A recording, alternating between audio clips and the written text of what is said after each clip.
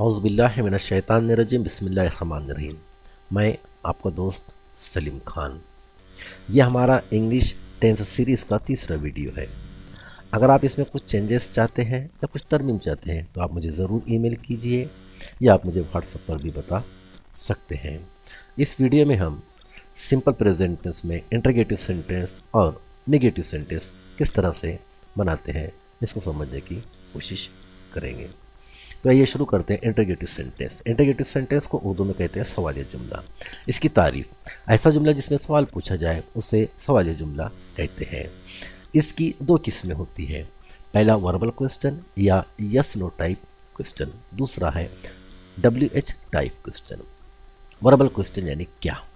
Verbal question उससे कहते हैं, इसकी तारीफ है, इससे वर्बल इस वजह से कहते हैं कि इसकी इब्तिदा हेल्पिंग वर्ब से होती है, और यस नो टाइप इस वजह से कहते हैं कि इसका जवाब हाँ या ना में होता है। वर्बल क्वेश्चन को हम समझने की कोशिश करते हैं। इसकी पहले हम इसे उर्दू में समझते हैं। उर्दू में इसकी इब्तिदा क्या से होती है, और इस क्या के लिए अंग्रेज़ी में किसी भी लफ्ज़ का इस्तेमाल नहीं किया जाता है। अब इसकी अंग्रेज़ी किस तरह बने? अंग्रेज़ी में इसकी इब्तिदा हेल्पिंग वर्ब से होती है। सिंपल प्रेजेंट टेंस में हेल्पिंग वर्ब दो इस्तेमाल किए जाते हैं, डू और दूसरा है डस, और यही डू और डस क्या के मायने को जाहिर करते हैं। अब डू किसके साथ में इस्तेमाल करेंगे और डस किसके साथ में इस्तेमाल करेंगे, आइए हम इस चार्ट की मदद से समझने की कोशिश करते हैं।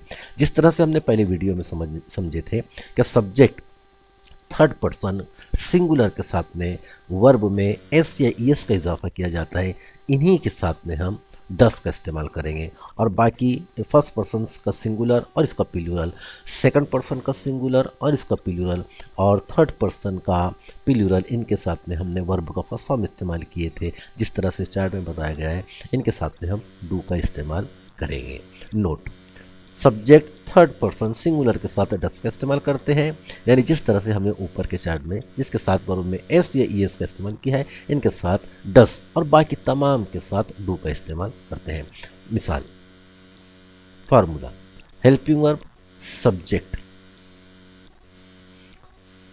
Helping verb plus subject plus verb का फर्स्ट फॉर्म प्लस ऑब्जेक्ट। मिसाल, helping verb subject singular third person के साथ में हम हेल्पिंग वर्ब डस का इस्तेमाल करेंगे। फार्मूला भी हमने समझा भी, अब इसको हम मिसाल के ज़रिए समझने की कोशिश करते हैं। Does he go to school, does he go to school, क्या वो स्कूल जाता है? Does she play a cricket, क्या वो क्रिकेट खेलती है? Does it see to bird, क्या ये परिंदा देखता है? डस, यहाँ पर हम किसी का भी नाम इस्तेमाल कर सकते हैं, किसी भी एक का नाम इस्तेमाल कर सकते हैं। Does a bee fly in the sky, क्या मक्खी आसमान में उड़ती है? Does a kite fly in the sky, क्या पतंग आसमान में उड़ती है? तो इसमें ये बात का ख्याल रखें कि सिंपल प्रेजेंट टेंस की जो हमने पहचान देखे थे, ता है ती है आना चाहिए। अब देखिए इन तमाम में क्या क्या क्या क्या से हमने इसकी इब्तिदा की। इस क्या के लिए हमने अंग्रेजी में किसी भी वर्ड का इस्तेमाल नहीं करे, यानी हमने अगर शुरू में डस का इस्तेमाल कर ली तो इसको शुरू में इस्तेमाल करने से ऑटोमेटिकली क्या के मीनिंग पैदा हो जाते हैं। दूसरा, प्लूरल के साथ में हम इसको समझने की कोशिश करते हैं। Helping verb plus subject plus verb का फर्स्ट फॉर्म प्लस ऑब्जेक्ट, इन तमाम के साथ में हम सब्जेक्ट जो प्लूरल है उनके साथ में हम डू का इस्तेमाल करेंगे। Do we go to school, क्या हम स्कूल जाते हैं? Do I go to school, क्या मैं स्कूल जाता हूँ? Do they play a game, क्या वो खेल खेलते हैं? Do you play a game, क्या तुम खेल खेलते हो? Do boys go to school, क्या लड़के स्कूल जाते हैं? Do girls go to school, क्या लड़कियां स्कूल जाती हैं? तो इस तरह से हम सिंपल प्रेजेंट टेंस में इंटरोगेटिव सेंटेंस, इसे कहते हैं वर्बल क्वेश्चन। अब अगर हम इसका जवाब देखेंगे तो इसका जवाब हम या हाँ या ना में हम दे सकते हैं। For example, do we go to school, क्या हम स्कूल जाते हैं? Yes we go to school, हाँ हम स्कूल जाते हैं। अब देखिए इंटीग्रेटिव सेंटेंस का हमने पहला देखे थे वर्बल क्वेश्चन, दूसरा इसका पार्ट्स था, दूसरा जो इसका हिस्सा था वो था WH टाइप क्वेश्चन, तारीफ। इसे WH टाइप क्वेश्चन क्यों कहते हैं? क्योंकि इसे WH इस वजह से कहते हैं, इसकी इब्तिदा वाई, वेयर, व्हेन, व्हाट से होती है, यानी WH वाले जो भी वर्ड है उनसे इसकी इब्तिदा होती है। अब इसको हम उर्दू में समझते हैं। उर्दू में सवालिया अल्फाज क्या, कहाँ, क्यों, कैसे, कब जुमले के दरमियान में आते हैं।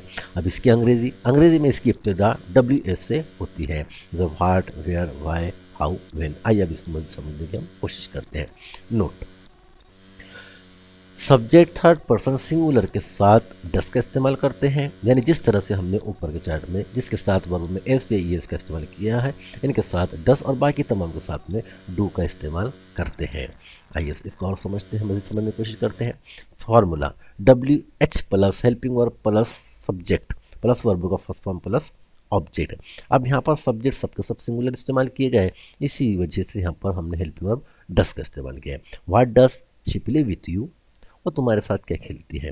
Where does he go by cycle, वो साइकिल से कहाँ जाता है। Why does she play a cricket, वो क्रिकेट क्यों खेलती है। Why does it see to bird, ये परिंदे को कब देखता है। Sorry, when does it see to bird, ये परिंदे को कब देखता है। हाउ डज, यहाँ पर हम नेम की जगह किसी का भी नाम इस्तेमाल कर सकते हैं, एक का नाम इस्तेमाल। How does a bee fly in the sky, मक्खी आसमान में कैसे उड़ती है। How does a kite fly in the sky, पतंग आसमान में कैसे उड़ती है। अब देखिए यहाँ पर जितने भी सवाल या अल्फाज हैं, जैसे इसमें क्या, कहाँ, क्यों, कब और कैसे, सब के सब जुमले के दरमियान में आए हैं। आइए हम इसको अब सब्जेक्ट प्लूरल के साथ में समझने की कोशिश करते हैं। WH प्लस हेल्पिंग और प्लस WH प्लस हेल्पिंग और प्लस सब्जेक्ट प्लस वर्ब का फर्स्ट फॉर्म प्लस ऑब्जेक्ट, ये इसका फार्मूला हो गया। अब इसमें हमने हेल्पिंग और डू का इस्तेमाल किया, क्यों किए, यहाँ पर सब्जेक्ट सबके सब ये प्लूरल है।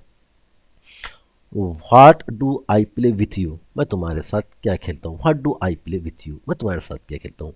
Where do you go by cycle, तुम साइकिल से कहाँ जाते हो। Why do we play a cricket, हम क्रिकेट क्यों खेलते हैं।